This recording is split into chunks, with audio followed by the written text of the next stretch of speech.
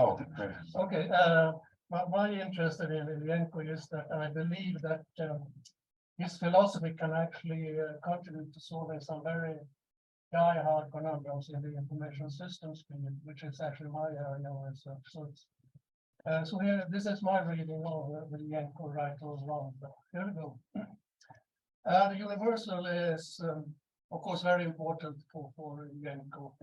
And by that, he means something that is common to all individuals, regardless of time and place. But it's not very hard, it's not very easy to find a definition of the universal in Ilyenkov's writing. He has some comments on Plato that says ideas are necessarily universal, commonly held image patterns clearly opposed to the universal soul. And then he continues to say that the origin of these universal prototype patterns are the universal norms of that culture within an individual vacancy to conscious life, etc. But the norms of culture are universal, of course, only to that particular culture, as different norms and different cultures. So the universal, in a sense, common to all, needs to be transcultural in a way and more profound. And to explore that, we have first to depart from some kind of first principle. And first principle then is a basic assumption which cannot be deduced from any other assumption. And I choose this principle as a sort of first principle. What is to be avoided above all is the re-establishing of society as an abstraction vis-a-vis the individual. The individual as the social being. And you might ask them what is common to all based on this particular principle. And I will try to explore that in three different aspects. First of all, the neurobiological capacities enabling action. That is then an individual aspect. And next, the labor process, which is a social aspect. And then joint action, which is social action aspect. So here we go. What are the requisite neurobiological capacities for acting in the world? I'll try to illustrate. Yeah, I'm happy to. 1 second. Oh, with the sound. Yeah. Okay. There's a few people saying the sound's no good. Oh. Okay. Perhaps you need to be nearer the mic. Okay. Okay. 1 second. No, okay. So, did you guys miss that? Because I can give you a bit of amplification as well, Lars. How do I work this? So there's a little clip that. So this is the microphone, so it can clip as close to your mouth as possible. If you clip it to your lapel there. Okay. Let's see how this works.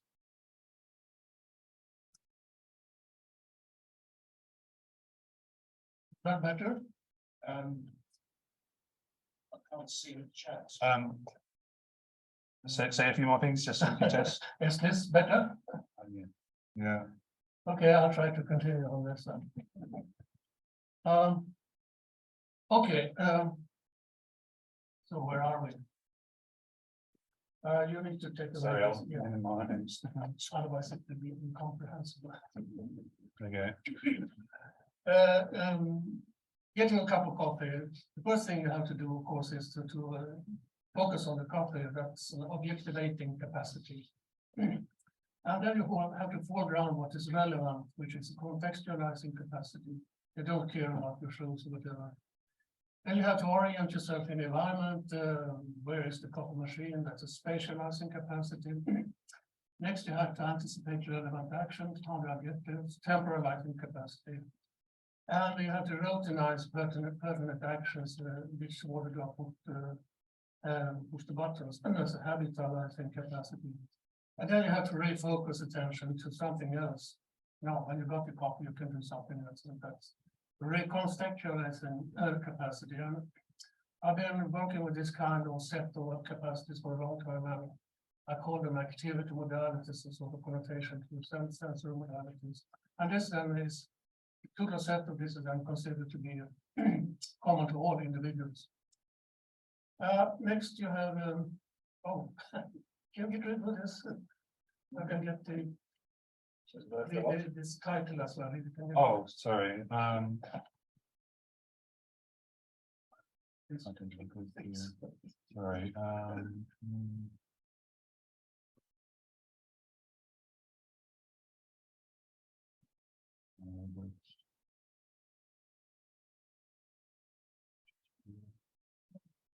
Just to push the needle. Oh. I mean, should we just have a look at the title, because I think this bar is going to be the top, whatever we do. And keep it, press more, then you can take away The more. okay. And then hide video. Oh, okay, great. No, okay. Okay, great. Then you have to. Okay, so I'm back. Yeah, here we are. The labor process is a necessary condition for the existence of the human race. It must be taking place, otherwise we would all be dead. So this comes from Marx. Then the simple element of that labor process remains the same in all social forms of development: purposeful activity, the work itself, the object on which that work is performed, and the instruments of that work. And this then is common to all social forms, regardless of time and place. Next is joint action. The term joint action is then referring to the collective form of action that is constituted by fitting together the lines of behavior of separate participants. And this comes from Bloom's symbolic interaction. So this is where the individual autonomous actions become participatory, and individual capacities develop into abilities. For example, it certainly was the case that many Romans had the capacity to play the piano, but they never developed that ability since the piano was not invented by that time. So this I consider this I conceptualize as common to all forms of joint action. So how would we look at idealization from these three aspects? And the first thing is that the labor process might be elaborated by these elements besides the context, besides the object context, the spatial structure of the work, the sequence of steps performed on the object, the norms of carrying out the work, and the transition between contexts. And this then is related or associated with the neurobiological capacities required. So this provides them a link between the capacities and work context, between the individual and social. So let's think about let's take this scenario here and think about how idealization actually occurs. Here they have a bunch of happy soldiers, happy sailors, sorry, but having a good time at night, and some of them might notice that there's a star up there that doesn't seem to move. All the other stars move around as time goes. And maybe some of them start thinking we can use this for navigation. Okay. And let's try it out, and found out that this works great. And they might call it something, Polaris or whatever, North Star. So this means that an insignificant star becomes an integrated element in the activity, right? But the minds of sailors, of course, change in this process, and they regard the star in a different way. And the materiality of the star takes on an idealized form. But the star itself remains unaffected, and no its essence, nor does it really matter to navigate at sea. It's just a shining dot on the sky that seems to be fixed. So the soldiers then with their capacity actually then is able to confer correlated elements, which might be called social anchors or something in that sort of makes these individual meanings sort of gravitating around these social anchors. And it might be delivering tea from India, sailing activities, spatial might be nautical charge, temporal navigation routes, etc. So the individual meanings cluster them around idealized social anchors in domains, different domains of activity. Oh, okay, so I've got another domain of activity. That's actually where I come from, the development of telecommunication systems. A group of people here stands in has the task to develop a telecommunication equipment. And of course, there is some kind of existing infrastructure, both social and biological. And it might also be helped or assisted by some kind of IT system, in order to keep track of all the things we need to keep track of. So when this process starts there, okay. Nice animation. Yeah, good. In this process, then different kinds of social actors appear, and they have different kinds. For example, this one, which is usually called information model, actually shows a spatial organization of the items that you need to consider. And this shows a sequence of steps to achieve the goal, etc., etc. And it turns out then that these different social anchors actually can be related to the activity modality. So what you have in your mind, what you have developed as capacities for activity actually plays out then on the social arena. And the point here for myself, for my research in information system, is that the information system is seen then as the idealized IT system, which is quite new in our discipline. So the universal hypothesis then is something like this: common to all individuals are these capacities, express them as a totality of activity modalities, and common to all social form is the elaborated labor process. And common to all forms of joint action is then the idealization of social anchors corresponding to or related to the activity modality. So common to all is then seen as conceptualized as the totality of activity modalities, and this is then. Oops, I can't move it up. Technical stuff. Yeah, now works. Yeah, right. So this is then my interpretation of this first principle of individualist socially. And of course, this conceptualization then has a number of implications, which is in a way very controversial, as I understand. For example, things like meaning, information, and knowledge are seen as individual phenomena constituted in dialectical interaction with the environment. And these phenomena cannot be embedded in external objects, cannot be conveyed between minds. So when I talk to you here, for example, I don't send any messages to you. I just send an acoustic wave, that's it. And then what you do with that is your individual thing to interpret.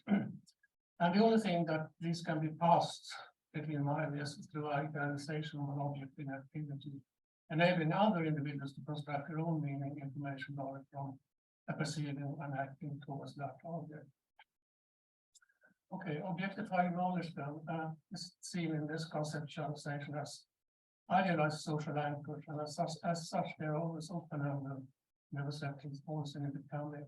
So, for example, these engravings then on stone or papyrus do not contain any knowledge or any meaning. It's just when it's associated with the activity in which they were produced that you can talk about the knowledge and meaning. Okay, the non-material then is considered as the problems over there is the problem of the state of non-material phenomena. This comes from this book. Ilyenkov says something like this: it's inside man that thus understood that the ideal exists. Because inside man is thus understood all the things that mediate between individuals that are social produce and their life, and it has a lot of examples there. So this means then that anything that can be sensed by human individuals and is relevant in the domain of activity can be idealized. So I know that non-material phenomena like carbon, blood, etc., always have a material substrate. I mean, there's always something that is conveyed between people that is material. Otherwise, they couldn't enter into the idealization process. And strictly speaking, then there are no such things as non-material phenomena. I'll skip to this, could connect this area. I think this is well.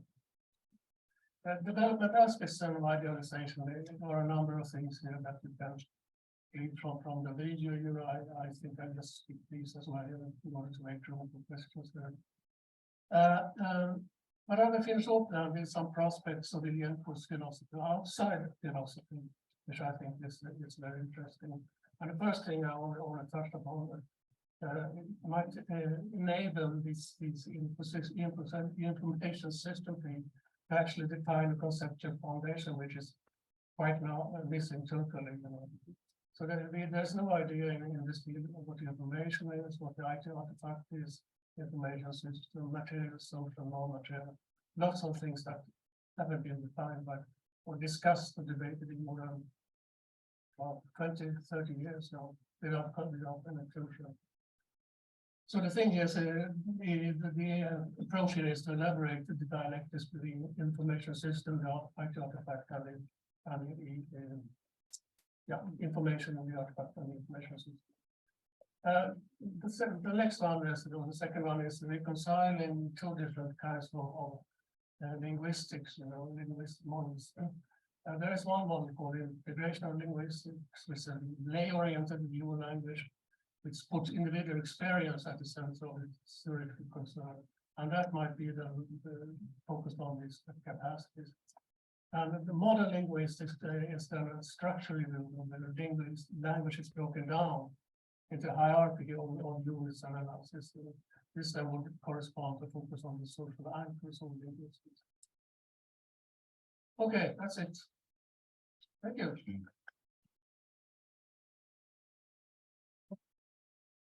Okay, so it would be good if there were questions or comments. Let's try it. If we can also respond to each other's points before it comes back to Lars. So yeah, Lars, you can sort of join us in the room like that, and then let's see if we can get a discussion going. And Sasha, let me know if there's a comment online as well. I'm just going to stop sharing, and then hopefully someone can start us off there. Any comments in the room? Oh, okay. Thank you, Lars. I loved your presentation, and I'm an enthusiastic fan of yours, but I have a problem because I don't see how you can say meaning, information, and knowledge is not embedded in external objects. Yes. Given that apart from other, I'm an art historian, and I do think again. Yes. If I look at a painting or something, it's all there, and you have to extract it. It's dead unless I'm looking at it, or somebody else. But it's there anyway. Okay, but then you have to consent that each individual extracts it in a different way, because if you look at a painting, I don't see the same thing as you do, And the question is, how does that mechanism really work? How does the picture conveying or conferring some kind of information into your mind? And this is where I think you really have to think again, because that's simply not the case. I understand it, in my understanding at least.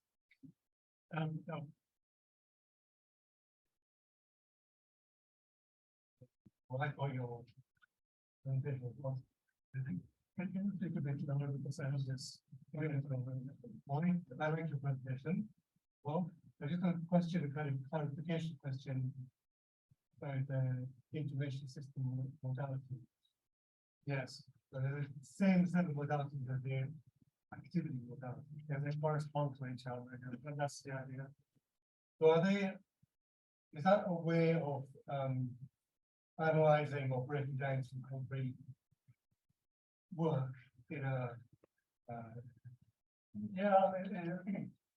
actually this is where from where all these ideas came, and what happens, I think, is that you come to a situation or an activity with these capacities, and also the history and background on the subject, and then you sort of have to fit all these things together, on the sort of social level. And you're not transformed into another kind of being just because you act together. You still bring this activity modality capacities to the social situation as well, So it's the kind of activity modality of a thing. Yeah, but basically it's from individuals, but when they come together, they often use the same, modalities in social work. And this means that every individual comes to a social work or an activity, domain of activity, with their own meaning, their own interpretation, and you just have to put them together well enough to perform some kind of coordinated work, And when you do that, that's where those different models in the activity come into play, because you need to have some kind of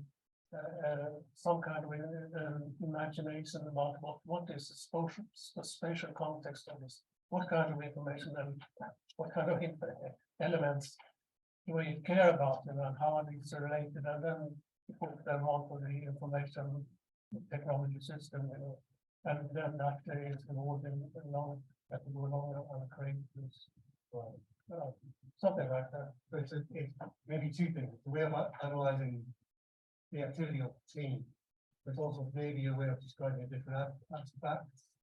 Yes, I mean, yeah, exactly. I mean, you can look at these models as artifacts, but they don't play a role in the domain of activity, in the domain of activity, until they have become idealized in the minds of people working in that particular domain.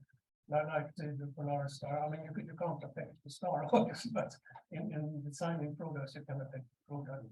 It's the same process, The materiality takes on a different form, in social activity. One more in the room. Lars, can you come back a little bit here, because the people outside are not hearing you? Yes. First, I'm here. Okay. Yes, sir. Can you hear me well? Yeah, that's okay. I would like to go back to Corinna's comment.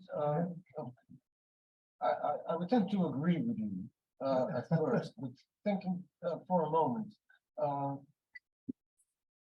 I wonder if the painting at which we are looking at can't be allowed to be an axis in the materiality of what we do around the painting. So we have norms and practices. Yes. Regarding looking at stuff, interacting with it. We have a history which tells us how to look at it. What concepts do we read into it? Red, person, building. But there's something there. Yes. There's something there, and it shouldn't be put aside. No, in this definitely. interplay. Yeah, definitely not. You need these what I call social anchors in order to understand. And of course, you can't walk around in the world. You can't actually go in the world with just these capacities, then you'll be dead in a minute. So you have to have something out there. But when we talk about things out there as containing or embedded knowledge, embedded in particular field, there's a lot of talk about embedded information, And I simply think that's wrong. There's nothing there that you can actually point to and see this is information in this particular model or particular painting. There's nothing there just by physicality, and certain arrangement, certain order. And then comes the individual or the social interplay, and I know that this is kind of very difficult or controversial, but when you think about it, I think it's, to me at least, it's the only sensible thing to think about information and knowledge and meaning. And if you take, for example, meaning, when I'm out in the wood, with my girl, and I carve a specific mark on a tree, and that meaning is just for us. Nobody else understands that. Ilyenkov says meaning dies. It's not The there. ideal dies. I just see a tree, but if I go there, 50 years later, I can remember that because it's meaningful for me. But on the tree itself, it's just a marking. It's nothing there. Would you allow, I'm sorry, Yes. would you allow for some sort of notion of translation? We have the wave for red, but we have the history of the concept of red. Yes, I mean, And these things match up. yes, and that is by itself then a sort of social convention, right? But color itself, the color that you see on the painting is just it's an impression. You have to have social connection this as meaning.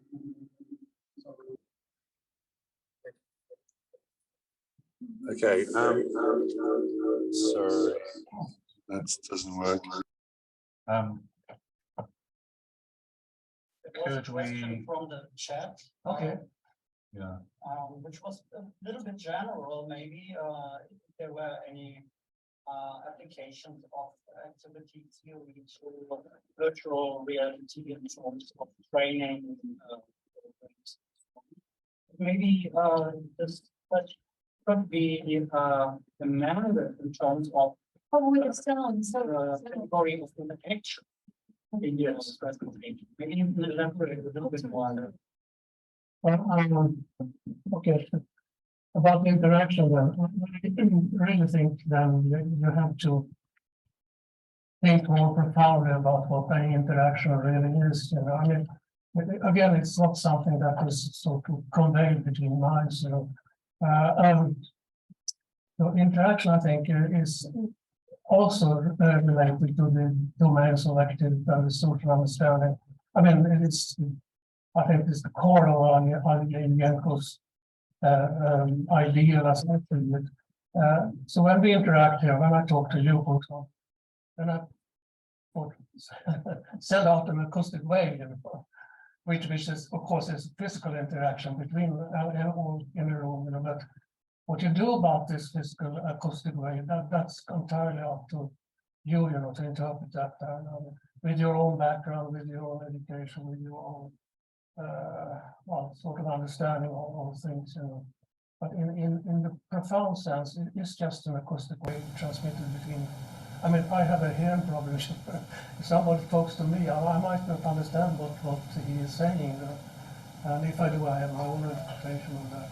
And actually, I would add, you know, that in the practice of developing telecommunication systems, this was actually the most difficult thing, you know, to actually sort of put together individual meanings. We had discussions about what particular items meant, how we should characterize them, and we never agreed. So you have to actually, and it's also the most difficult problem because it doesn't show up, you know, you can't treat it in any kind of systematic manner. You know, it's inside your brain and it's inside your activity. So yeah, well, I don't know if that explains. Was that an answer? Thank you. Okay. Great. Okay. So I think that let's see if there's any last comment in the room. Yeah. I'm sorry. Quick one. Once I was near a waterfall in Morocco, and waterfalls do play some sort of white noise, all frequencies at the same time. Yes. And there was this young person with me, and I told him a story that once I was by a river and I listened to voices. Okay. I was hearing people speak, and Yes. I was informed by this notion of white noise. Doesn't matter if this person was or was not, but they said, "Oh, we think that's the voice of God." Yeah. So we have white noise, all frequencies playing at the same time, and I'm picking up something. You're picking something else. Yes. Thinking of noise and information, can we go back to this notion of embeddedness? Because all frequencies are there. Yes. We're just with our concepts, we're finding what we can find in Yes. But the only thing that is there is the white noise. I'm sorry? Because the only thing that is there that can be sort of transformed or related to information is the white noise. And the white noise is not sending out some kind of message to you that you can receive as information. It's just a different way of looking at the information. But I really think, you know, that this way of looking at it can contribute to solving these decade-long conundrums in the information systems field. I really think that's awfully needed if this field is going to advance. Okay, and last dialogue. Yeah, I just want to push back a little bit against rampant individualism.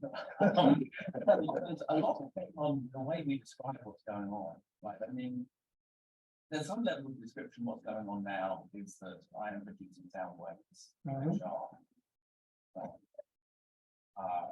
processed in some sense by your essentially.